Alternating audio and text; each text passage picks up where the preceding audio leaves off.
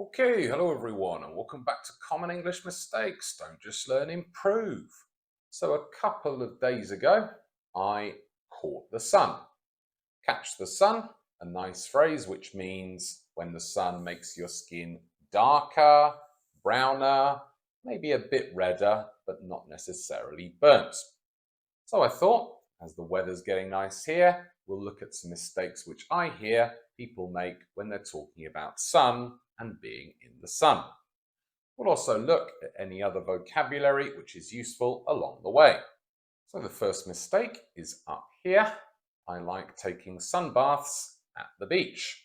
So just pause the video, see if you can correct this sentence. So we do say take a bath or have a bath, a normal bath. Sometimes I have or take a bath at the weekend. And while there is the verb to bathe, generally we don't use this. However, when we're talking about lying in the sun, it's reversed. We don't say take a sun bath, and we always use the verb to sunbathe. So, I like sunbathing at the beach. To make the noun, just use the gerund, sunbathing. A person who sunbathes is a sunbather. There were lots of sunbathers at the beach. And someone who really likes sunbathing, is in the sun the entire time, you can call a sun worshipper. She's a real sun worshipper. So the next sentence has two mistakes. Firstly, when we apply something to our skin, we use the same verbs and phrasal verbs as with clothes. So see if you can correct the first part with put. And then for the second, I hear this a lot. It's always quite funny when students say it. They've combined two different words. So see if you can think what they are.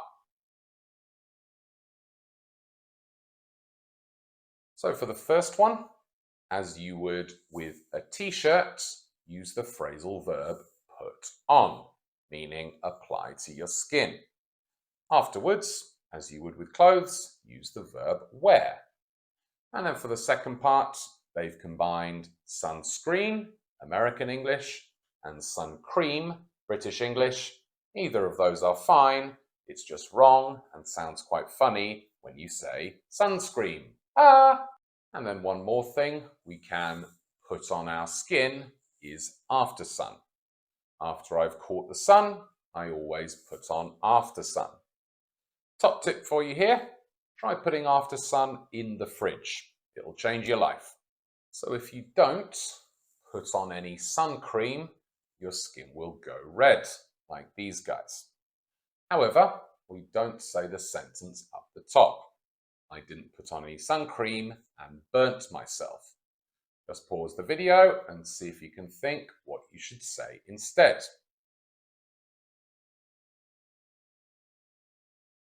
And well done if you said either I got burnt or I got sunburnt.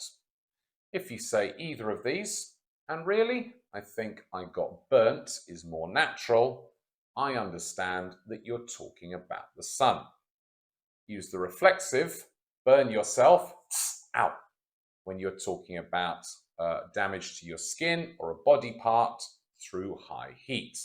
So for example, I was cooking and burnt myself on a pan. So I would always use get burnt or get sunburnt to talk about something, an event in the past. To talk more generally, or what is happening now, you can use the verb or those two phrases. So for example, be careful, you look like you're burning, turning red, or a lot of English people get burnt on holiday in places like Spain or Portugal. And then finally, we have the adjectives burnt or sunburnt. You look burnt, you look sunburnt, and the noun sunburn. Sunburn can be very painful. So obviously, nobody wants to get burnt, have red skin. What people want when they sunbathe is a tan or a suntan. Again, though, really more natural just to say tan. She came back from holiday with a lovely tan. The phrase get tanned or get a tan, most people want to get tanned or get a tan on holiday. Tan, the verb, again to talk about the general process. Myself, I tan quite easily. And then the adjective tanned, you can say to somebody, you look very tanned. And a couple of fun nouns. Tan lines are these divisions between tan skin and pale skin. And if you have a tan line which ends here, you can either call it a farmer tan or a t-shirt suntan. Quite amusing, those ones. So the final mistake of the day is up here. I like being on the sun or on the sunshine. Just pause the video, see if you can correct these preposition phrases. And well done if you said, because you are surrounded by the sun, sunshine, we need to say in the sunshine or sun.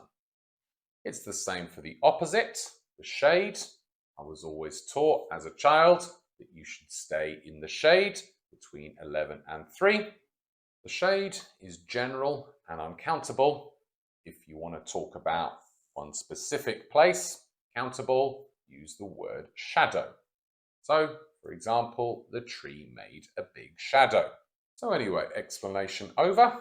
Hopefully that's useful for you and you're going to speak more accurately next time you talk about being in the sun.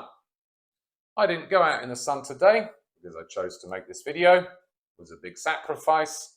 In return, make sure you like, subscribe and share this video with others. Would be much appreciated. Anyway, when you're ready, let's practice and improve. Just pause the video, look at the sentences over here and complete them with a word, phrasal verb from today's lesson. Remember that you might have to change the form of a verb. Past, past participle, verb ing, etc.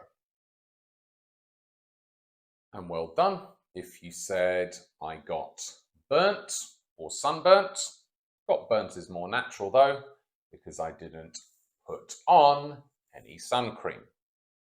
Then, the park is a popular place for people who want to sunbathe.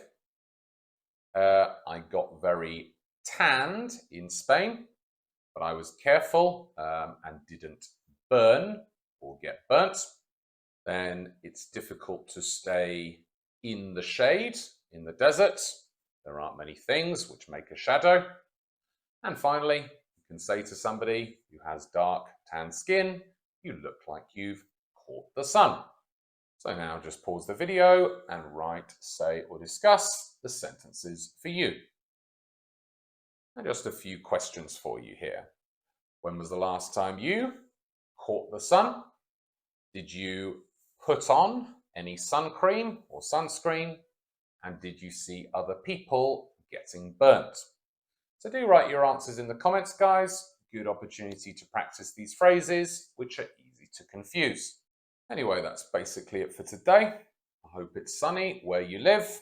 If it is, make sure you put on some sun cream, maybe stay in the shade during the day, and I'll see you for another video in the next week.